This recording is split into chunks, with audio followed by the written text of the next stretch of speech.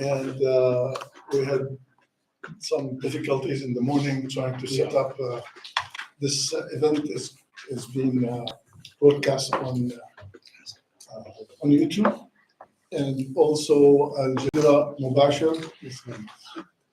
Al Jazeera is covering the event. I'd like to thank you all for being here, and like to welcome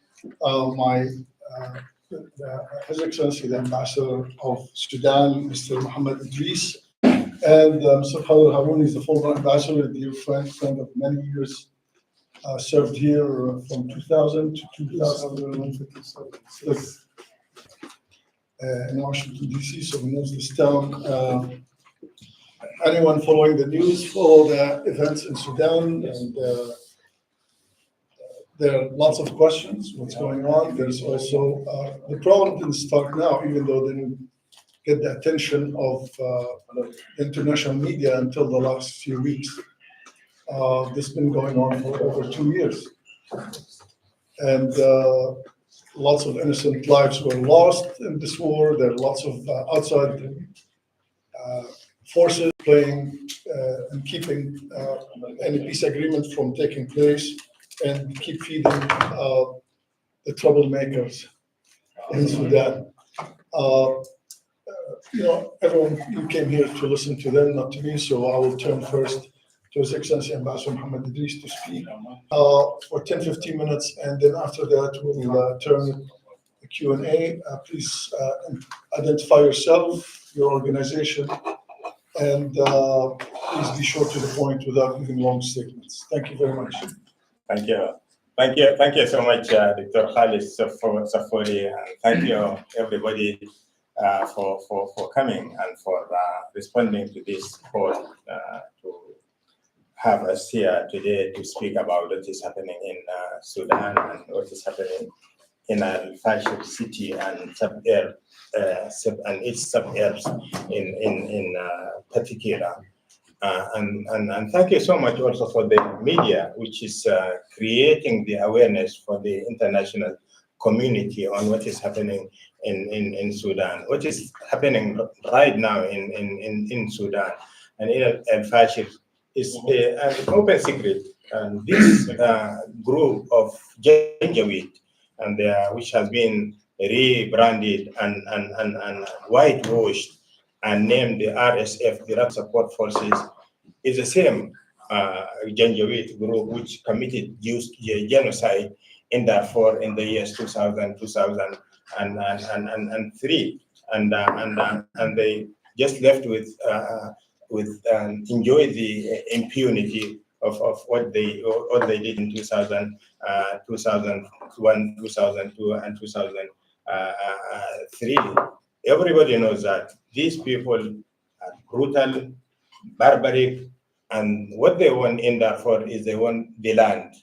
They want the land of the Zakawa. This is an African ethnic group. They want the land of the Four and other African ethnic group, and the Masalid, and other number of African ethnic groups in Darfur and in other parts of the Western Sudan. They are interested in their land, and so that is why we can see this scale of barbarism, a scale of killing of children, killing of women, killing of elder people, displacing people. What is happening now? In fact, they targeted 5 main groups in Darfur, and one of them are what they call in Sudan, in Darfur, the Zurga. Zurga means the blacks. You see, so they are targeting them for discriminative and purposes, and because they, according to their convictions, that they don't deserve the land they are living in, so they should be exterminated. They should be killed so that they can take their land. So Zagawa, Masalit, Four, and other African groups of ethnic African ethnicity are targeted for their ethnicity, not for anything else. The other group are the youth, on the assumption that the youth will, after 10 or 15 years, become fighters and oppose their agenda and oppose them and stand up against them. So the youth are just killed on the assumption that in the future they will be our enemies. The third group are women, because they know that women are the center of family in Darfur. So they want to dismantle the family fabric in Darfur. So if there is no family in Darfur, that means there is no identity. People there identify with their families. But when you dismantle the family fabric, that means they just leave a vacuum and they will fill the vacuum with their own people, with their own so-called super people. And the fourth group are the people accused of being members of the Sudanese armed forces. They just kill them, whether you are old, whether you are young, you are a woman, boy, but they accuse you that you are a member of the Sudanese armed forces. That means you are doomed to death and they kill you immediately. And the fifth group are the IDPs and the people living in the suburbs of Al-Fashir city. These very groups were the same people displaced by the Janjaweed in 2001, 2002, and 2003. They displaced them from their areas in Jabal Marra, in South Darfur, in West Darfur, and in some areas of North Darfur itself. And they pushed them to go and live in either IDP camps in Abu Shok, Zamzam. These are the big IDP camps in Al Fashir, or in the suburbs of Al Fashir. So they now they follow them and they choose them to accomplish their mission of death. So these five groups now are perished, and the most alarming thing, and which should be also should be highlighted and should be flagged. There is now an orchestrated process of replacement, and the people killed, the people displaced, the people forced out of their areas are being replaced now with people from the Janjaweed ethnic groups. Some of them are not even Sudanese. They are the mercenaries who are fighting with the RSF as mercenaries. Now the mercenaries are there now killing people and bringing in their families, bringing in their ethnic groups to replace the killed people of Darfur, and this should be taken seriously. And this is I don't see it. People cannot see it in the media, but it is right now happening in Al Fashir. It is right now happening in Darfur. It happened before in Al Junaina. When people talk of Al Junaina, in Sudan we call it the home, the Masalid, the home of the Masalid. No Masalid now in Al Junaina. The RSF ethnic group are there. They replaced them. Now they moved to Al Fashir. And people also now are talking about tens or hundreds of civilians trapped in Al Fashir. Some of them managed to go to Tawila. Tawila is like 60 to 70 kilometers south of Al Fashir. And some of them marched to Adaba, which is almost 2,000 kilometers or more than 1,500 kilometers to the north. There are camps, IDP camps in Adaba. There are IDP camps in Tawila, but nobody is coming. Nobody is coming. The number which is coming is very slim. A few number of people are reported to Tawila. Few number of people reported to Adaba. Where are the others? Either killed or either they just perish while trying to flee. The people in Al-Fashir, their aspiration is very simple. They want to leave the place. Janjaweed, the RSF are not allowing them to leave the place. They are killing them. So this also should be highlighted, should be flagged. Where are the people of Al-Fashir? We don't see them in Dabba, Al-Dabba. We don't see them in Tawila. This is a big question mark the RSF has to answer. Because again, the scale, in fact, the scale of atrocities, the scale of violations is far greater than what we are seeing now. There is no media in Al-Fashir. There are no NGOs in Al-Fashir. The only piece of news we are seeing is the one allowed by the RSF themselves. They document, they allow to release. This is less than 1% maybe of what is happening in there because nobody is there. But ultimately, the international community will discover that there are great mass graves in Al-Fashir. The destruction is huge, and the toll, the death is in tens of thousands of people. What is happening in Al-Fashir in Darfur is really tragic. People now need protection first with the remaining people, if there are any in Al-Fashir and in the area, they need protection, number one. Then let us talk about the humanitarian assistance. If you deliver humanitarian assistance without consumers, it's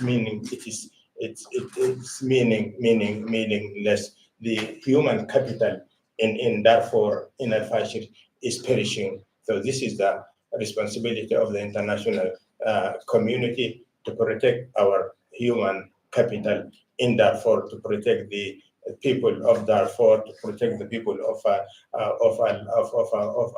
Al-Fashir. And that is why such a meeting is very important. Creating the awareness is very important. And again, we need also, the international community should force the RSF to respect the United Nations resolutions. Imagine there is a resolution issued by the United Nations Security Council since June 2024, and calling on the RSF to lift the sieging of Al-Fashir to allow humanitarian assistance to reach the needy in Al-Fashir. They reject. What is the answer of the international community? Lip service, statements, condemnation, while people are perishing, while people are dying, while families are being disfragmented, people just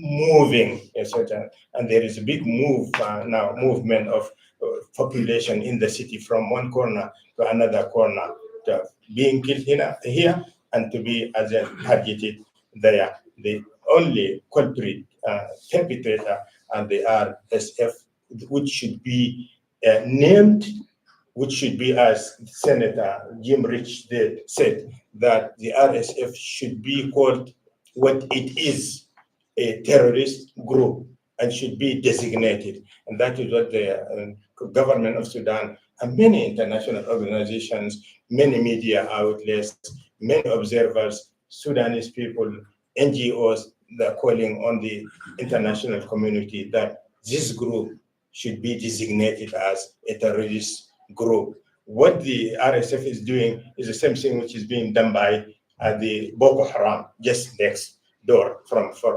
Darfur. Same thing which is doing by NI, the jihadists in Mali, in Niger, in Burkina Faso, and in that area. IS did the same. Al Qaeda did the same. These groups were designated as terrorist groups. It is high time to designate this group as a terrorist group and to stop the enablers. There are regional countries that are enabling the Janjaweed to kill the Sudanese people, enabling them with sophisticated weapons, with sophisticated drones to target civilians, to target in infrastructure in the Sudan. Well-known regional countries, and it's not and it is an open secret that the United Arab Emirates is this regional country which is enabling the Janjaweed, enabling the RSF to kill the Sudanese people. It is the United Arab Emirates which is siphoning the gold of Sudan to its markets and make them one among the biggest gold markets in the world, and they don't have a single mine. It should be also told that you should stop enabling this terrorist group. You should stop smuggling the wealth of Sudan. You should stop giving sophisticated weapons and arms to such a terrorist group. Our collective work is needed and timely. There are things which could be done, but not at the proper timing. They will be meaningless. What we need now is action rather than statements, rather than condemnation.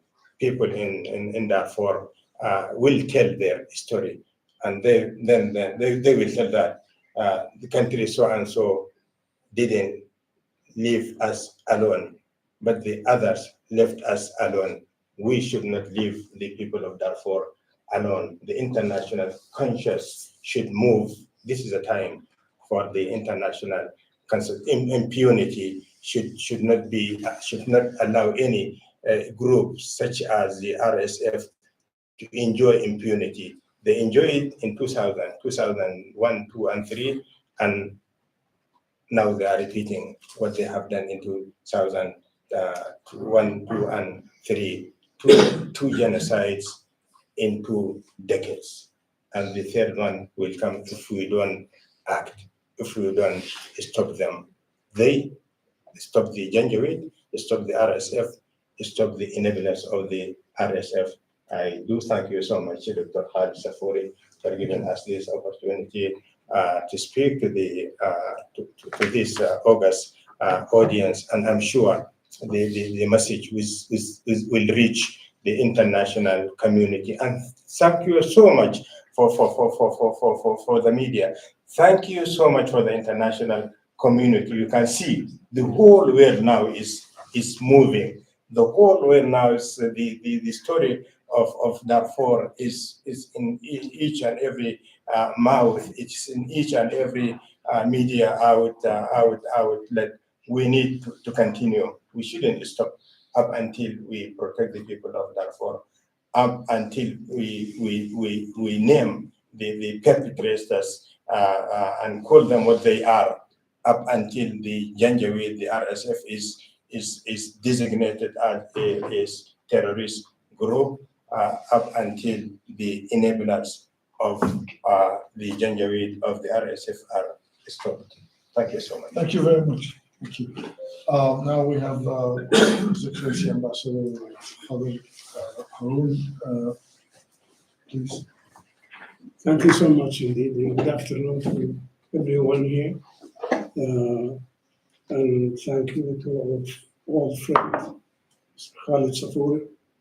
And I would like to congratulate him of the new place. Thank you. A very beautiful place, close where the world policy. I think. Can I have? He needs a computer so he can show you. Yeah, and I can turn it. You can go Whatever. Yeah, next page.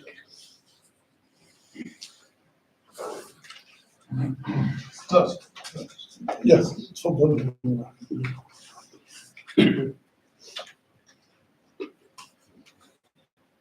Tamam bir connection with us for this.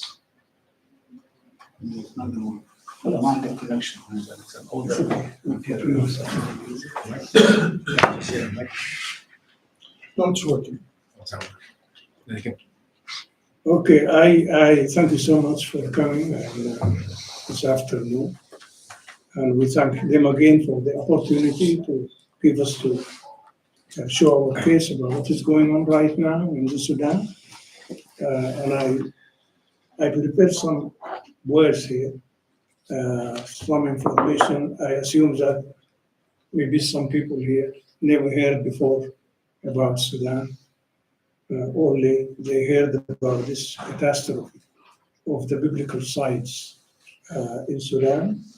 I would like just to remind you, some of you may be aware of what the National Raymond, Executive Director at the Yale Humanitarian Research Lab, said about what is are suffering from now in Sudan. He said that this is what is going on is even much bigger than what happened in Hiroshima and Nagasaki.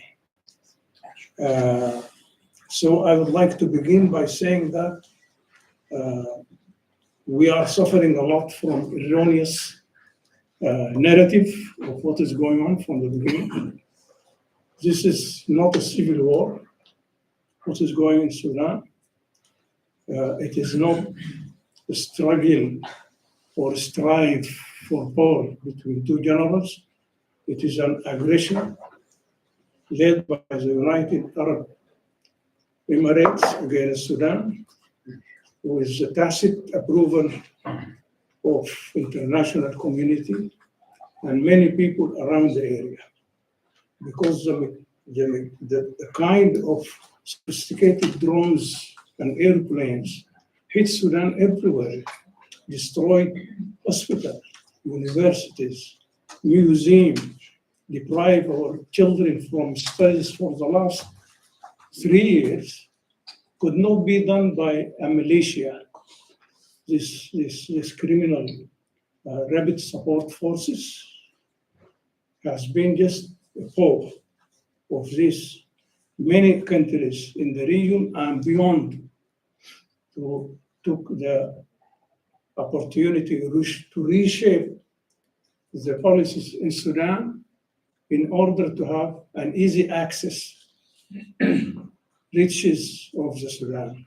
So I'm going to give you very, very quickly something which I assume that you will be able to show it here about the situation of Sudan in the benefit of those who may never heard before about Sudan. Sudan is located or situated in the East Africa, the Horn of Africa, in fact, bordering Egypt from the north, Republic of South Sudan from the south, Ethiopia and Eritrea from the east, and Chad and the Central Republic, African Central Republic on the southwest of the Sudan.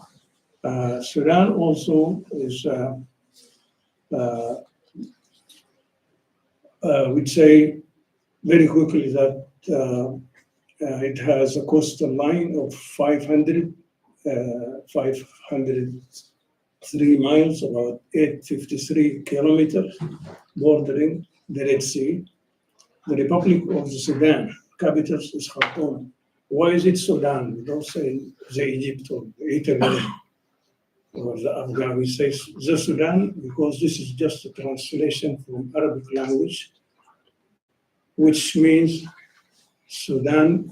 They said Bilad Sudan, Bilad Sudan, and it was a generic name for the whole area from Somalia on the Indian Ocean eastward up to the Atlantic Ocean where Senegal is. All this area called, the ancient Arab used to call the Sudan, Bilad al-Sudan. And it confined later, it is retained to usage by Muhammad Ali Pasha in what we call the Turkish Egyptian rule, which started in 1821 up to the block of the Mahdi revolution. later on. So they retained this, but we have another Sudan. Mali used to be called also French Sudan. This just to get rid of the confusion about the name of Sudan. Before that, it is called the Kingdom of Sinnar. And when the Anglo-Egyptian colonization came again, they kept that name, the Sudan. This is why we have this strange that before the name of Sudan.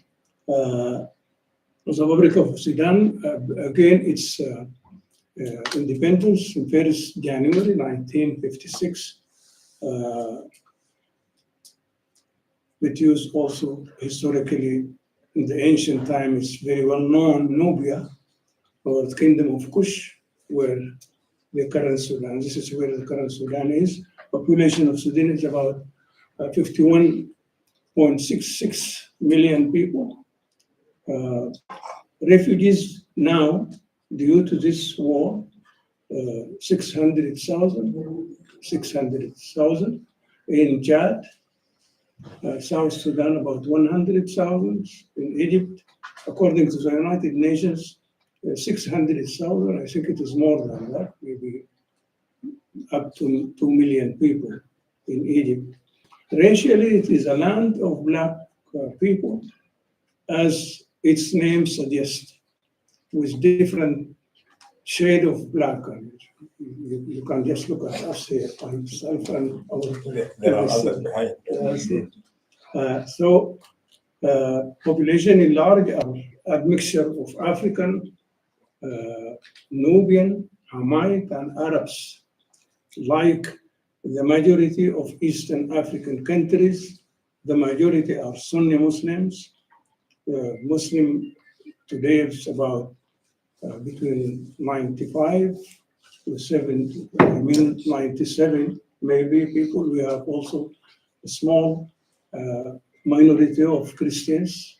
Most of them are Coptic, and some animists in preference of the country towards the southern part of the country. The language, the Arabic language is the official language and the language of communication between all 70 ethnic groups. I mean, it's lingua franca of the Sudan. So let us jump to the point, to the subject, which were is how Sudan events evolve into a catastrophic war. How? Sudan has successfully made the transition from a military dictatorship twice. From military dictatorship of General Ibrahim Abu, who was toppled by a popular uprising in 1964, and again, following the overthrow of General Ja'far Nimeri in 1985, after short transitional periods, months after Abu, and about just only 1 year after ousted of Ja'far Nimeri, without any external intervention or assistance from anybody. Then we are successful to restore again a multi-party system in this. So it is quite obvious that Sudan alone is an expert country to do this transitional period. But what happened this time was caused all this international, the mingling of countries in the region, changed this course of events to what we are suffering from now. That could have been repeated, and Sudan could have got smooth transition towards democratic rule. But exigence of the time that has made interest rather than morality and principle of justice and equality the driving force of international relations. Cause this what is happening now. We made the region, autocrats fear the recurrence of Arab Spring that may make the sure followers, the Islamists, voted into power again in any sooner election. That's why they design a transitional period that to preventing that from happening.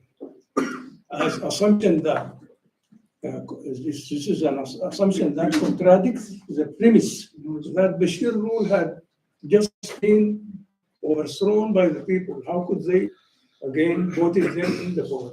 It's a pretext. The riches of the country, vacuum in Sudan presented a golden opportunity for them to shape the rule there on their own interest and that of their allies beyond the region. And they said that many times. Even the special envoy to Sudan said that we have to structure the situation in Sudan in order for the benefits of all allies of United States in the region. As if Sudan is empty, has no people at all, and they have no right to participate at least in shaping the future of their country, which is very bad. Sudan has skipped the pinnacle of Arab Spring uprising that brought Islamists to prominence in Tunisia, Libya, Egypt, and Yemen. The uprising of 2019 did the opposite by bringing down the Islamists from power. So the assumption that election to be held soon would bring them back seems contradictory and ridiculous at the same time. Testimony that I am saying that in this thesis of in order to allow the country, which is very expert in how to move, of how to make a transition from a dictatorship to a civilian rule, things that did it before during the Sudan independence from 1956, as I mentioned earlier. They brought everybody in order to help Sudan from countries that has nothing to do with democracy, nothing to do with transition from dictatorship to. They brought this quadrilateral, which consists of Saudi Arabia, United Arab Emirates. At that time, it was UK and United States. This is one bloc, and then we have mission came from United Nations,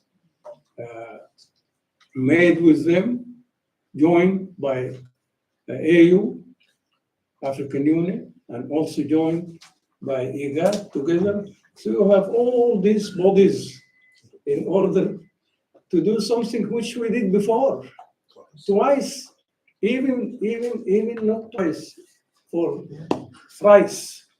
The interim period before the colonial rule leaves Sudan, there was a transitional period in which they formed a government, elected government, led by our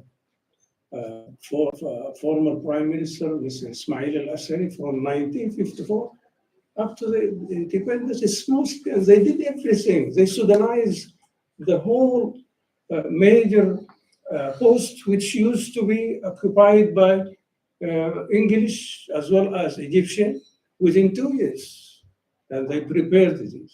So this time, because the intention is to grasp and to have access to the resources of the Sudan, which you know that Sudan has one designated 30 years ago by the United Nations, along with Australia and Canada, that it was designated as one of the 3 countries that would feed the entire world. It has fresh water, the tributaries of the Nile, many of them across the country. We have rechargeable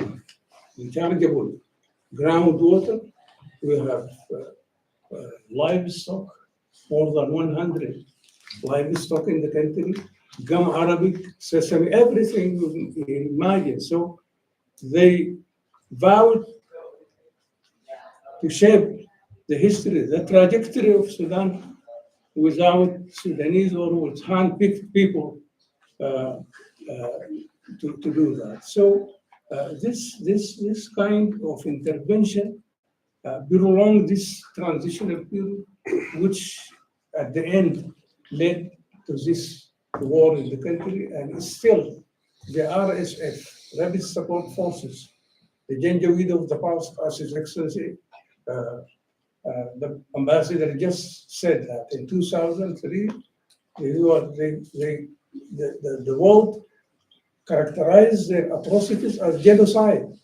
And again, the former representative of the United States in New York described what happened to the Masalit. It described it rightfully as genocide. But the world did nothing to that. They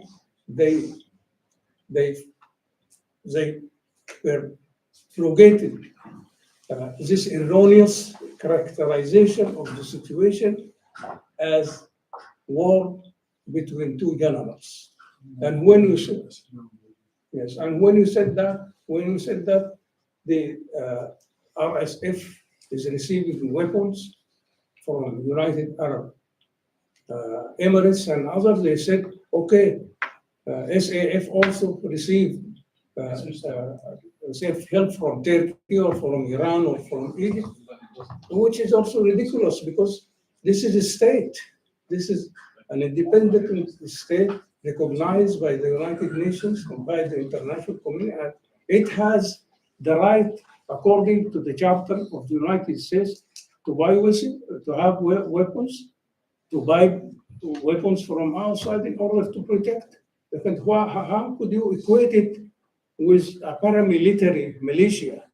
There is no any comparison here, but this is because it's designed to look this way, unfortunately, which is resulted in 150,000 innocent people killed. And I'm sure you are aware of it. You see it on the social media, the killing of women and children, the slaughter of people with knife. I hope that you will check this in the news media, and thank you very much. Thank you, Dr. Arun.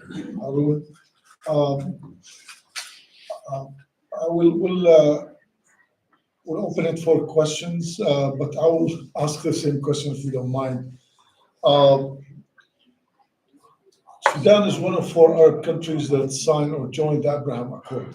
And everyone in the Middle East knows the Abraham Accord was kind of a bribe. It wasn't a peace accord. Sudan never was in a state of war with Israel, nor the United Arab Emirates, nor Bahrain, nor Morocco.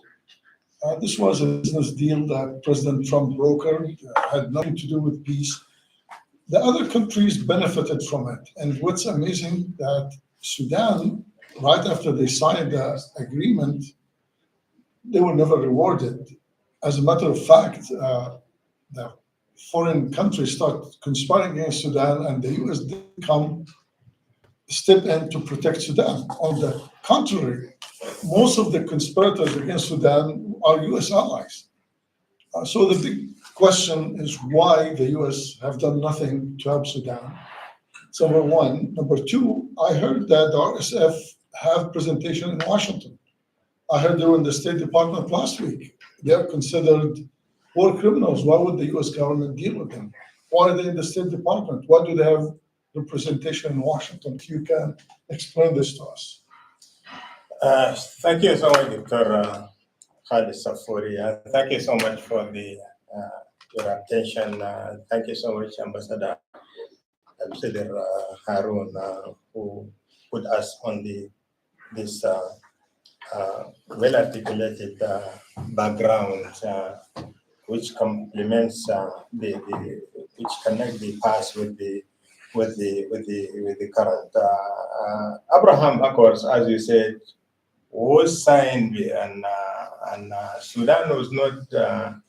Though Sudan fought in the 50s and 1973 with Egypt and with Jordan, with Syria, and with other Arab countries. Algeria is one of the main countries who fought.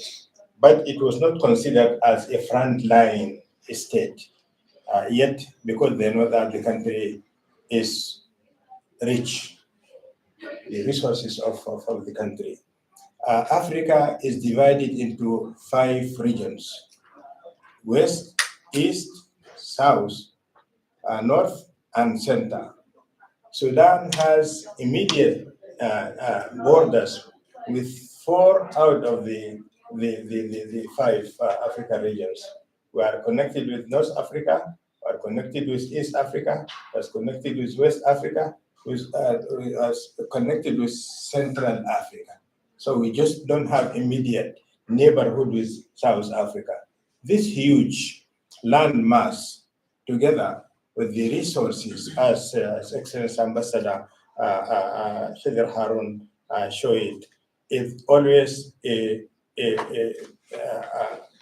it brings the attention and the eyes and the interest of others to have it, to have the resources. And if we talk about population again, Dr. Khidr said that it is 51.66, and this vast land, it is almost nothing compared to the land mass. So that some people consider that no, this is a vacuum area, and we should go and fill it. That is what the Janjaweed and the RSF are doing now, because these Janjaweed themselves, they have presence in Chad, they have presence in Niger, in Mali, in Burkina Faso, in Cameroon, and in other areas. And wherever they are, they create problems. So that, no, let us have our own country in Sudan. Bring them all the Janjaweed from these different countries and establish our own state in Sudan, and then forget about the others. Other countries in the region, you see, they also support. We said that the United Arab Emirates is supporting Chad also, is supporting the Janjaweed, and the Central African Republic supporting the Janjaweed, at least keeping a blind eye for the movement of weapons of artillery across their borders. Sudan signed the Abraham Accords, but get nothing. And one of the main signatories of the Abraham Accord is the United Arab Emirates. So who demolished, who killed the Abraham Accords? It is the United Arab Emirates, and should be asked why the Abraham Accords died. You see, so that is it. We in fact, concerning the presence of a delegation of the RSF, and one of them is sanctioned by the Treasury and by the State Department. Algoni Dagalo, who is the younger brother of the leader of the gang in Darfur, and that he came and then here the doors were open to him, and we in fact we asked the same question, Dr. Khalid Safori, and we talked with our partners that just what happened, and such a designated person, such a sanctioned person coming in, and for what reason? In fact, we don't have the details, Dr. Safori. If you get any details, please tell me. Yeah. Okay, there is another irony here, that the 4 countries of the Quad used to have a very good relationship with the Bashir regime. Bashir regime supported the initiative of Saudi Arabia and United Arab Emirates in their war in Yemen. They have what they call decisive storm. Bashir sent troops to participate in that war for them. And the United States itself dealt with Bashir regime for 20 years. And myself, I was an eyewitness for that. I was where His Excellency now for 6 years, oversighting the very rare diplomatic victory achieved by the United States by signing the comprehensive peace agreement between the North and the South, the war that ended the longest running war in Africa. And in a very sensitive files against regarding terrorism. There was, we have a lot of files that I am the representative of the government here. And lately, before this change happened, President Obama and President Trump, in his very strength, lifted sanctions of the country. And they confirmed that this country has nothing to do with terrorism. And that was the case since 1981, the annual report of terrorism. From that time on, vindicated Sudan from participation in any kind of terrorism. And now they are talking, irony, this is another irony that explicitly in a statement issued by the Quad just last year, on October 11, that the future of Sudan should be free from elements of brotherhood. If the people, where is the democracy? People are free to choose whoever else, but to put this from leading democracies in the world to accept a cause like this is very strange. I mean, it's very strange indeed. I proposed that in The statement, the US government. all of them. This is issued by the Saud Bolas, and they said literally that they should not place the future of Sudan for elements brotherhood or those who are sympathizing with them. You can check this in Google. You will find it this way. Sudan has been treated for a very long time in a very unfair way without any reasons. I spoke just a little bit ago with some of the people who are close to the major parties here that the United States needs to do its homework and looking for its interest in the region by themselves and not depend on their allies in the regions who have their own interest in the region. This will be very detrimental to the interests of the United States. You will find them in quarrel with people without any reason.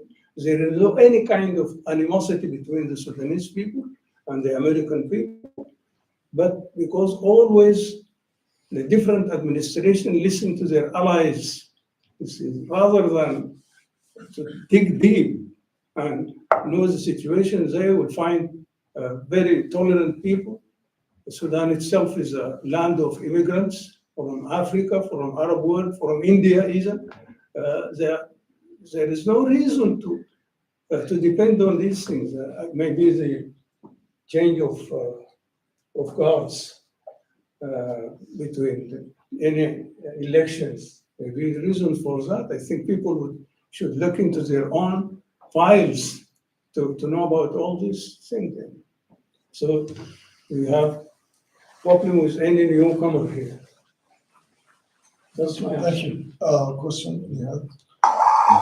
Thank you, Khalid, and thank you, Ambassador Idris and Ambassador Karun, for enlightening us and bringing us up to speed on the recent genocide and atrocities committed by RSF and its backers in the region. On a practical note, I'm Nihad Awad, the Executive Director of CARE, the Council on American Islamic Relations. And I'd like to share with you that we have been working with our colleagues on the Senate side. There is a bill, Senate 935.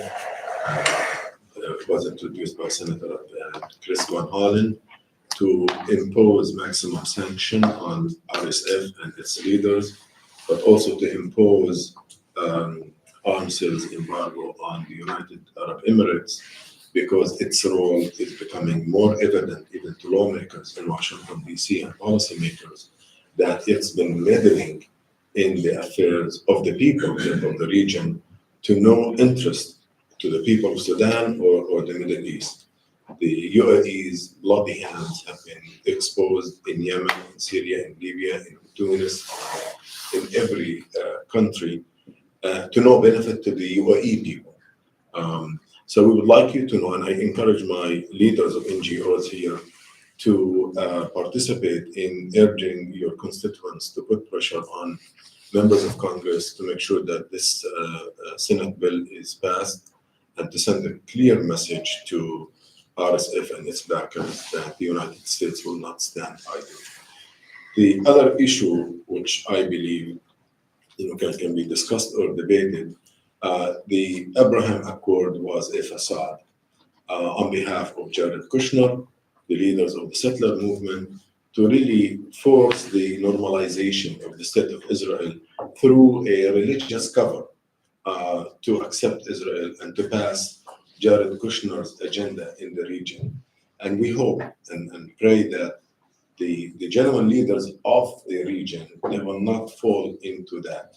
If Sudan has signed that accord, I hope that you can maybe reconsider that it is just a cover to pass a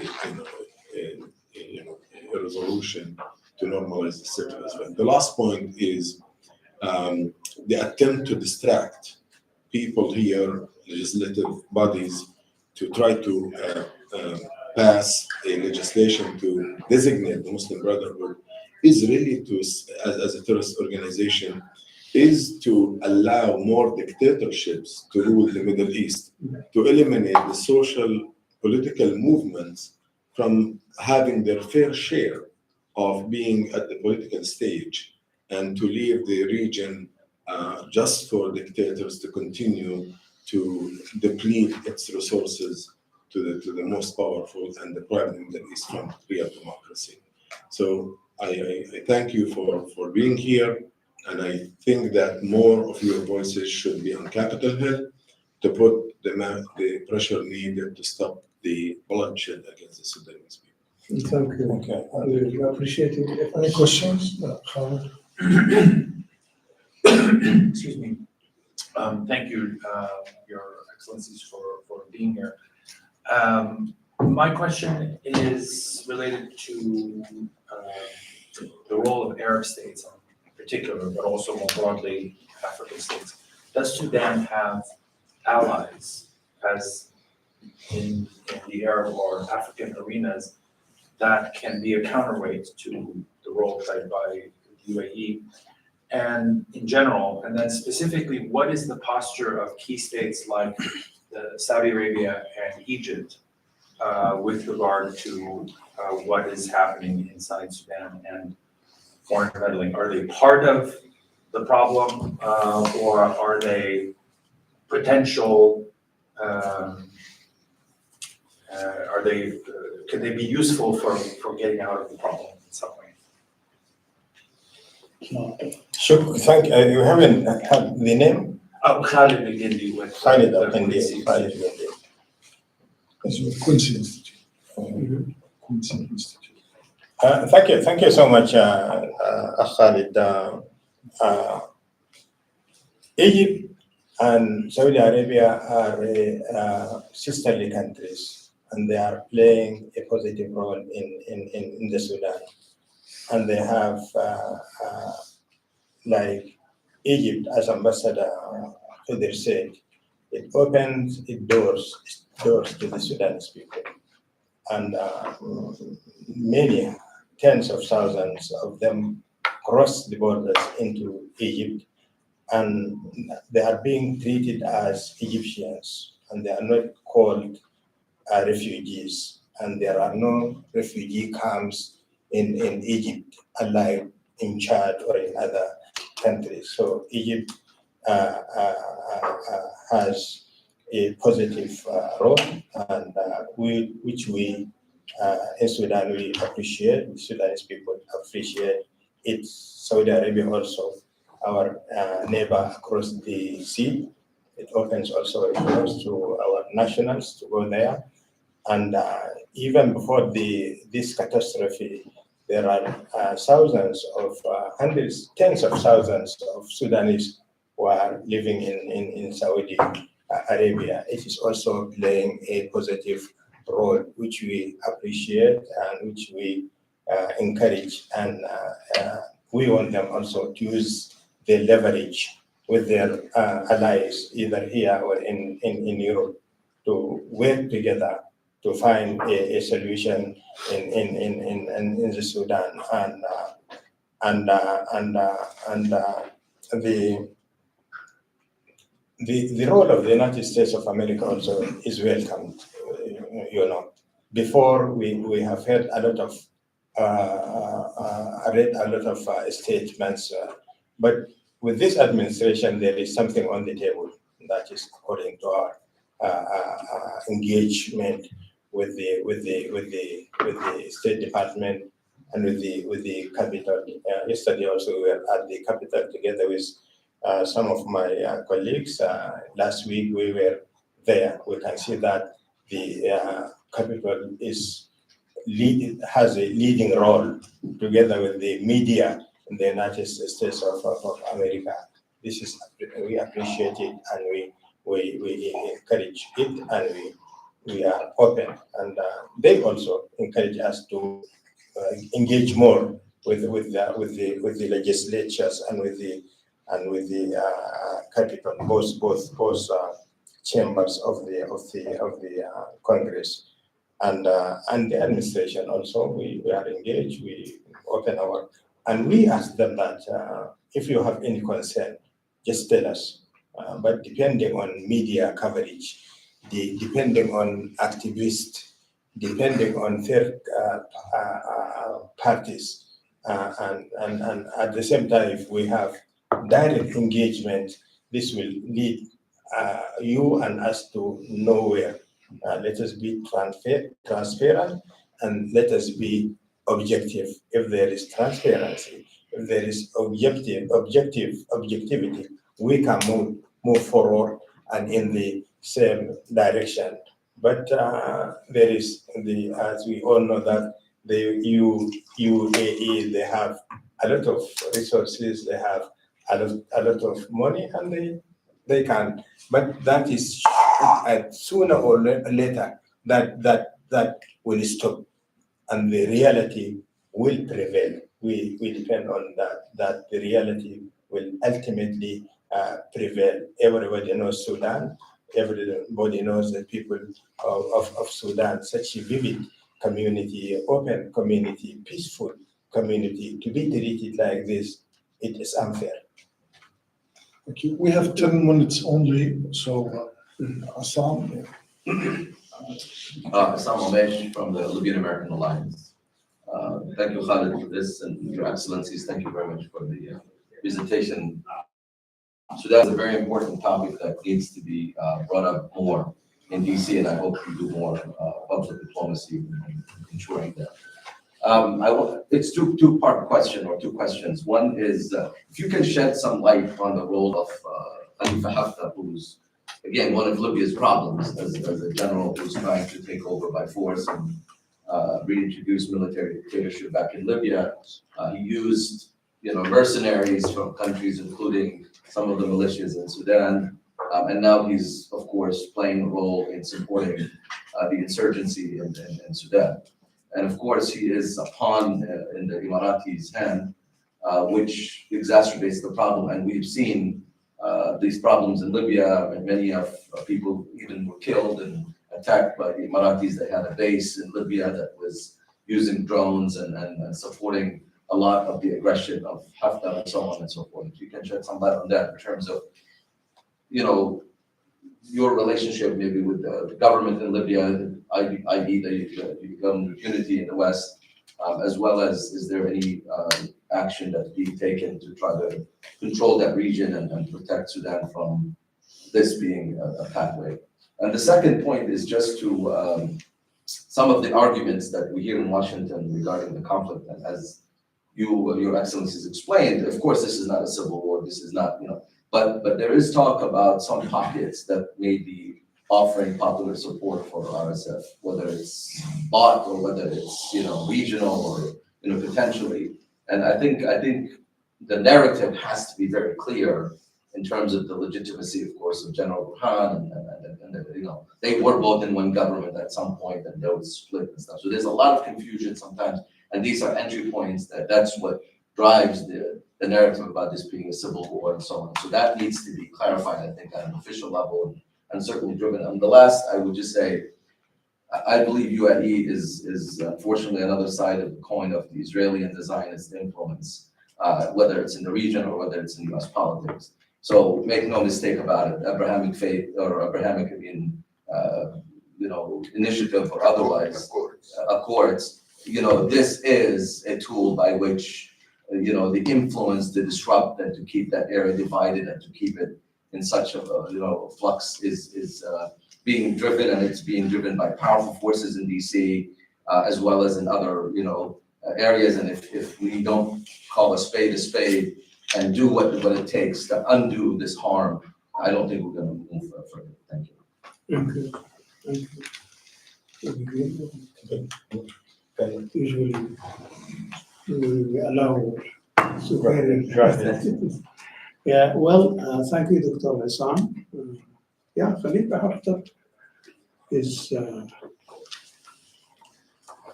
another pawn of United Arab Emirates against Sudan.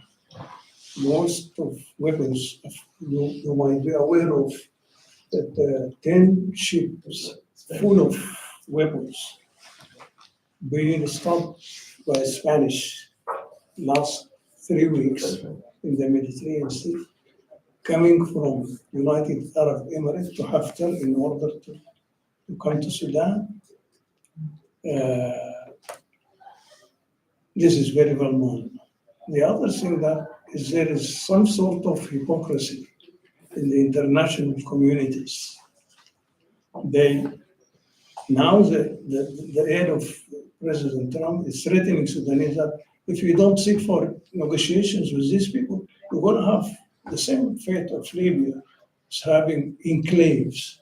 And I think the idea of enclaves, this is part of the policy which will be applied in other places. To have Somaliland enclave, to have Haftar enclave here, and to have Darfur enclave in Sudan.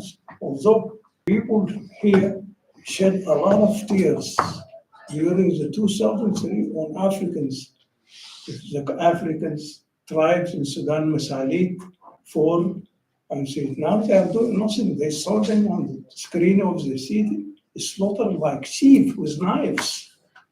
You see, even children. I saw yesterday a very horrific one. That's what teenager of about 15, 16 years asked to dig his grave, and he dug it, and they shot him in. So see, and the media has a lot of these things. So I think Haftar is playing a major role in what is going on, or what has been going on since April 2013. And everybody knows that. So you remember that Trump in his first term called Haftar.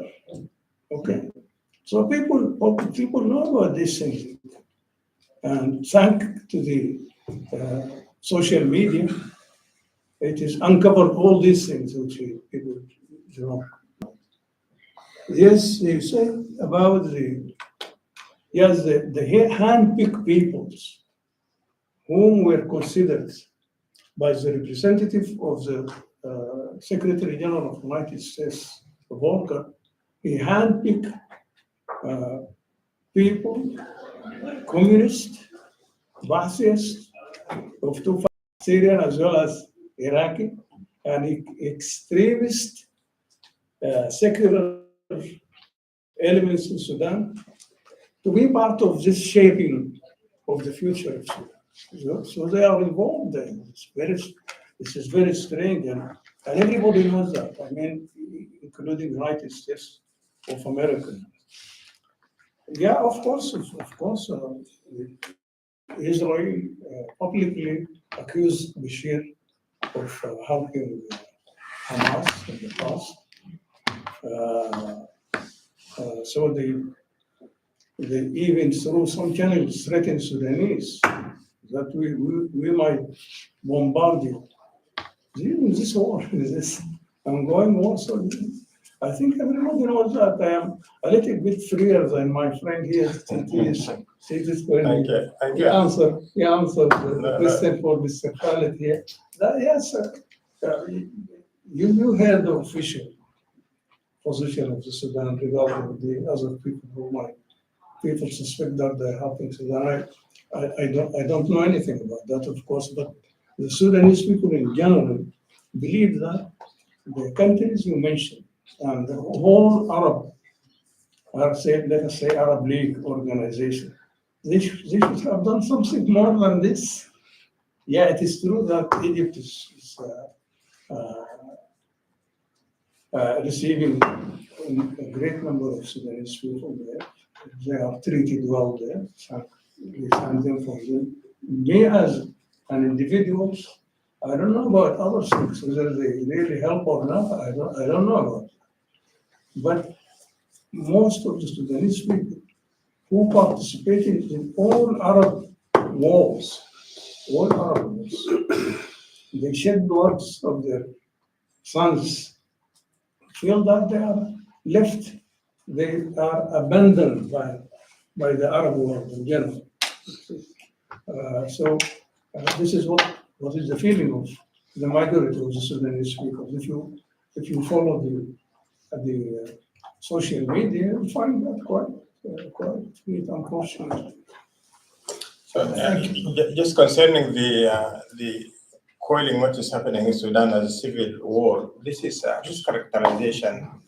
Everybody knows it because this is a unit. The Janjaweed, the RSF, used to be a unit of the Sudanese army, SAF, and it is called Rapid Support Forces. Support who or support whom? Support the national army of the country. And then they decided on the 15th of April to take up arms against the Sudanese government and coup d'etat to overthrow the government and assume power. When they failed, they targeted their weapons, their arms, artillery, everything against the Sudanese people. So we cannot say that this is civil war, because it is a war unleashed by the Janjaweed, by the Rapid Support Forces against Sudanese people. And what happened in Sudan on the 15th of April 2003, if it happens in any country, A, B, C country, it will be confronted in the same way as the Sudanese National Army is confronting. This is an army, and it is obliged to according to the constitution, according to the laws of the country, according to regional international laws, they are obliged to defend the Sudanese people. their property, public property, personal property, the sovereignty and territorial integrity of the country. This is what the Sudanese armed forces is doing. Unlike the Janjaweed are killing the people. And we always tell people that, look, there are many narratives on the table. But the narrative of the Sudanese people is not seen, not heard. Go to the Sudan, talk to the people, ordinary people, have the narrative of the Sudanese people. You will find that this narrative, the same narrative of the government of the Sudan. There is no any room of equalizing the Janjaweed with the Sudanese armed force, the oldest national institution. And this same army has fought under the crown of the Great Britain in this First World War and the Second World War. How come that you said that this is talk about generals struggling for power, and so that is just a mischaracterization, and this mischaracterization also is now unfolding because, as I have indicated in my remarks, that there is now a replacement process taking place in Darfur to replace the people who were chased out of their homes, their land, and bringing other settlers from neighboring countries to take their land. It should be named and called as a resettlement. These incomers, mercenaries who are coming to take the land of Sudanese people, should be called settlers. Thank you. I would like to thank everybody for being with us. I'd like to recognize Mr. Muhammad Sanusi, my dear friend, who was supposed to be one of the speakers, but he had some urgent. Yeah, sorry. Thank you so much. I really apologize. Just my duty as a commissioner has prevented me from being here. We have to do some voting in the United States Commission on International Religious Freedom, so I wasn't able to come, but I apologize for that. But if we can, just 1 minute to really to say that what happened in Sudan and all these atrocities committed by the militia in Sudan, something that is expected, something that's not new. A number of humanitarian labs, whether it's in academic setting or in other settings, actually warn the international community and the world about what is going to happen and continue to happen. And unfortunately, Sudan remain and continue to be is not a priority country. Not priority country for the Arab League or Arab countries, not a priority country for the Muslim world, and not a priority country for the international community, and certainly is not a priority country for our country here, United States. And unless Sudan become a priority country, we're gonna see a continuation of these atrocities, particularly of all of these, regional dynamics, and the countries that are supporting the militias actually to commit all of these atrocities. So thank you, Brother Khalid, for this gathering, and we need to continue to have that discussions. Sudan is not a priority country at all, even for the diaspora communities. We didn't see actually movement even now, after we saw all of these videos that nothing happened in the world like what's happening in Sudan today. And I can tell you, as we speak, the militias 30 to 40 kilometers around my own city, around Ubaid, around Kordofan, right? And getting still support from the international communities. I'm talking to my families every day. They're saying that, the militias are only 30, 40 kilometers away. A strategic, city like Ubaid, right? It is the world, producer of the Arabic gum in the world. 80% of the production of the Arabic gum in the world is coming from this particular region, Kordofan, right? And if you remember, when we applied sanctions on Sudan, we actually exempted the Arabic gum, Arabic gum. Yeah. Why? Because it's our interest. Now this city is threatened. At any time, you're gonna see if we are not ready for this, you're gonna see what happened in the Fasher. It is happening in a way again. Is the militias are the only one that have the ability, they have the resources to do that? No. They're getting support, and the support continue, and that's what we're gonna see. Thank you Thank so you. much. Thank Just you very one much. last word, Dr. Yes. Khalid. Thank you so much. And tomorrow we have an press briefing at the National Press Club, so we can continue our discussion tomorrow at midday, 12. Is it? 11 a.m. Thank you so much. Thank you, Your Excellency. Thank you, Ambassador Mohammed Idris. Thank you, Ambassador Harun, Dr. Harun. And thank you, everybody, for being with us, and love to have you again very soon. Thank you. Thank you so much.